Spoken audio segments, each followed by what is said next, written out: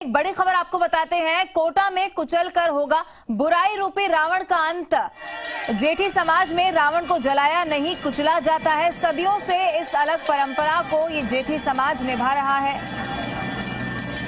कोटा के नानता में ये मिट्टी का रावण यहाँ पर बनाया जाता है। देखिए यहाँ पर ये मान्यता है, हालांकि जो तस्वीरें आज के दिन सामने आती हैं वो ये होती हैं आमतौर पर कि रावण को जलाया जाता है और कहा जाता है कि इससे बुराई का अंत हो गया। लेकिन यहाँ पर यानी कि कोटा में जो परंपरा है वो रावण को कुचलने की है। यानी कि देखिए तस्वीरों में भी आपको समझाएंगे कि कैसे पैरों से कुचलकर रावण का अंत यहाँ पर किया जाता है। और माना जाता है कि सदियों से इस अलग परंपरा को जेठी समाज यहाँ पर निभाता हुआ नजर आ रहा है। कोटा की तस्वीरें भी आपकी टीवी स्क्रीन पर हम आपको दिखा रहे हैं। छोटे छोटे कई बच्चे आपको यहाँ पर नजर आ जाएंगे। सीधा कोटा का रुख करते हैं, जहां से संवाददाता हिमांशु मित्तल हमारे साथ सीधा लाइव जुड़ चुके हैं। हिमांशु, यहाँ पर आमतौर पर जो पूरे देश में तस्वीर सामने आती है आज के दिन वो ये होती है कि रावण को जलाया जाता है और बुराई का अंत किया जाता है। ये क्या परंपरा है, सबसे पहले आपसे समझना चाहेंगे हिमांशु। नगीना, देखिए ये जेठी समाज है, गुजराती ब्राह्मण इन्हें कहा जाता है। नवरात्रि के पहले दिन ही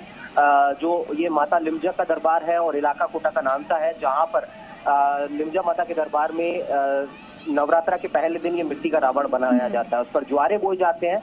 9 दिन तक इस रावण की विशेष पूजा होती है। 10वीं यानी दशहरे के दिन यानी आज दशहरे के दिन इस रावण का, बुराई रूपी रावण का अंत होता है। जेठी कहा जाता है कि जेठी समाज जो है वो गुजराती पहलवान हुआ करते थे, मल्ल जिन्हें कहा जाता है वो हुआ करते थे। तो ये सदियों से इनके पूर्वजों के समय से ये जो परंपरा है वो निभाई जा रही है। मिट्टी के रावण को बनाने की परंपरा है, 9 दिन तक पूजा करने की परंपरा है और 10वीं के दिन इस रावण का जो वध है वो कुचल करके किया जाता है, पैरों से रौंद करके किया जाता है। पहले तो मिट्टी के रावण को पैरों से ढहाया जाता है, ढहाने के बाद में जैसा कि मैंने बताया कि ये जो समाज है वो मल्ल है, तो बाद में उस मिट्टी पर जो तमाम समाज से जुड़े हुए लोग, तमाम समाज से जुड़े हुए युवा, समाज के जो हर जो लोग हैं वो यहाँ पर पहुंचते हैं और इस मिट्टी पर अपना जो पराक्रम है, अपना जो शौर्य है वो दिखाते हैं। यहाँ पर इस मिट्टी पर युद्ध करते हुए नजर आते हैं। तो ये खास परंपरा है जो कोटा में चली आ रही है, सदियों से चली आ रही है। और निश्चित तौर पर ये कहा जा सकता है कि पूरे देश में जहाँ पर बुराई रूपी रावण का अंत दशहरे के दिन दहन करके किया जाता है, जला करके किया जाता है, वहाँ पर ये बहुत अनोखी और खास तस्वीरें हैं जो कोटा से देखने को मिलती है, कोटा के नानता इलाके से देखने को मिलती है, जहाँ पर मिट्टी का रावण बनाया जाता है और उसका जो वध है वो पैरों से रौंद करके किया जाता है। हिमांशु, जो तस्वीरें हम दर्शकों तक पहुंचा रहे हैं कोटा से, सीधी ये लाइव तस्वीरें हैं, तो यहाँ पर आमतौर पर बच्चे ज्यादा नजर आ रहे हैं। क्या इसका भी कोई महत्व है इस परंपरा के अनुसार?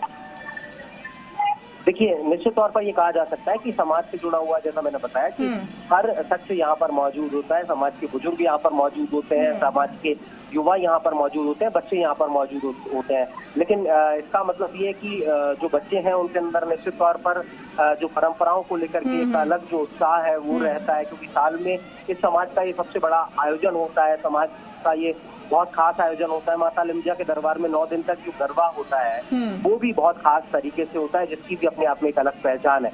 लेकिन 10वीं के दिन जो ये परंपरा निभाई जा रही है, सदियों से निभाई जा रही है, वो भी अपने आप में बहुत खास है, दिलचस्प है। दूर से इस परंपरा को देखने के लिए लोग आते हैं, इसकी चर्चा रहती है, क्योंकि अपने आप में ये अलग परंपरा है कि जहाँ पूरे देश में रावण का जो अंत है वो जला कर होता है, वही कोटा के नानता इलाके में मिट्टी का रावण का जो अंत है वो कुछ इस तरह से होता है, पैरों से रौंद करके होता है।